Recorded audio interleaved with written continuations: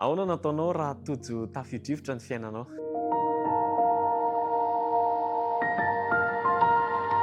Ny marika toko faha 4 ny 570 hatramin'ny faraka amby 70 dia misy tantaran'i Jesosy sy ny mpianany nandeha teny ampovoan-dranomasina ary resy tory Jesosy tao anatin'ny tafio-drivotra. Andeha ho jerentsika ny mahakasika an'izay.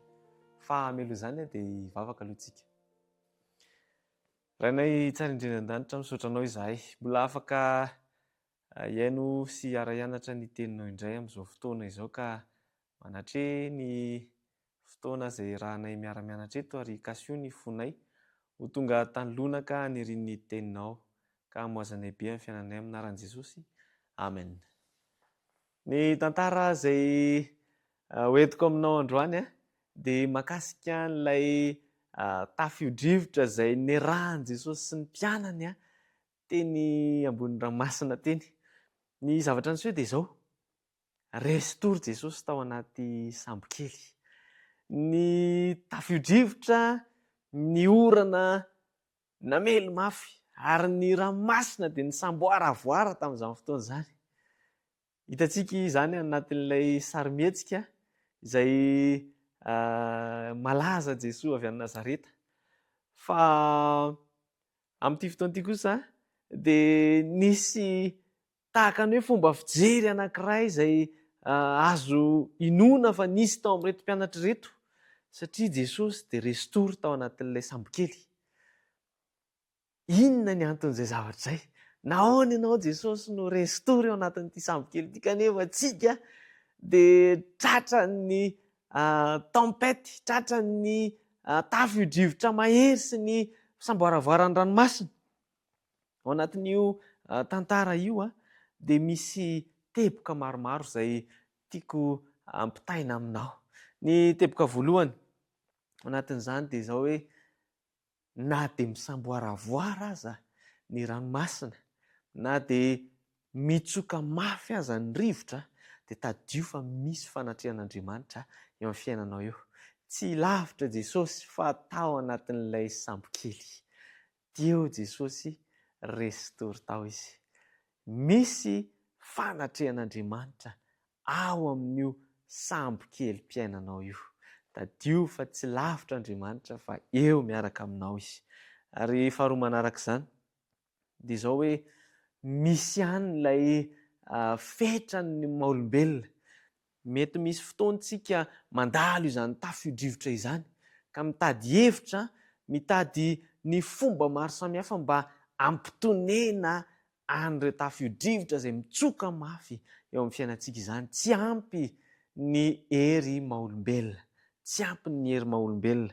Ary ny teboka fahatelo dia izao hoe: mety misy fisalasalana ao satria nangina Jesosy tao anatin'ilay sambo kely, natory izy.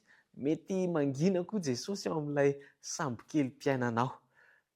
Aza misalasala. Mety miteraka fisalasalana ao anatinao ilay Jesosy mangina, fa tadio ilay teboka voalohany teo fa misy fanatrehan'Andriamanitra izany sambo kely izany. Matetika isika manko no mirona kokoa ny hoe tena nafon'Andriamanitra mihitsy aho, tena navelan'Andriamanitra mihitsy ny fiainako, fa tadio ilay teboka anankiray voalohany teo hoe eo Andriamanitra, misy fanatrehan'Andriamanitra eo. Ary ny teboka faha-efatra dia izao: misy leson'ny fahatokiana. Leson'ny fahatokiana no tian'Andriamanitra nampitaina tamin'ireto mpianatra reto, ary tiako mba hanananao koa izany leson'ny fahatokiana izany. Lesona izay maneho fa mety mafy ireo fitsapana izay mahazo, mety mafy ireo fizahan-toetra, fa tadio fa tian'Andriamanitra ianao hahatoky azy. Tiako fitinina aminao ireo teboka efatra ireo. Hoe ny teboka voalohany dia izao hoe ilay fanatrehan'Andriamanitra. Misy fanatrehan'Andriamanitra amin'ny fiainanao. Faharoa manaraka izany: tsy ampy ny hery maha-olombelona fotsiny, fa mila ny herin'Andriamanitra ianao hiasa eo amin'ny fiainanao. Teboka fahatelo: mety miteraka fisalasalana ilay fahanginan'i Jesosy, fa izy dia mampianatra anao nefa faha-efatra ny hahatoky azy. Tadio fa rehefa nifoha Jesosy dia naninjitra ny tanany izy ka nanonona ny fiadanana tamin'izany ranomasina sy rivotra nitsoka mahery izany. Amin'ity anio ity dia natsotra ny tanany amin'ny tokantranonao koa Andriamanitra, dia natsotra ary hanonona ny fiadanany ao amin'ny tokantranonao izay mety mandalo fitsapana sy fizahan-toetr'io.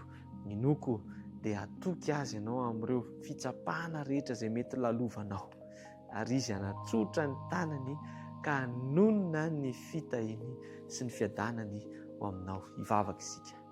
Rainay tsara indrindra an-danitra misaotra anao izahay. Menao fotoana indray tamin'ity fotoana ity afaka niara-nianatra ny teninao. Fantatray Tompo fa ianao dia te hanatsotra ny tananao ka hanonona ny fiadananao aminay, ka tanterao izany indrindrindra amin'ity mpiara-mianatra amiko ity. Tanterao izany ho azy. Jereo ny fiainany manokana, mety misy tafio-drivotra, mety misy rivotra mahery eo amin'ny fiainany, fa ny fantatray Tompo dia ianao afaka manatsotra ny tananao ka hanonona ny fiadananao ho azy. Amin'ny anaran'i Jesosy no hanonona zavavaka izany. Amen.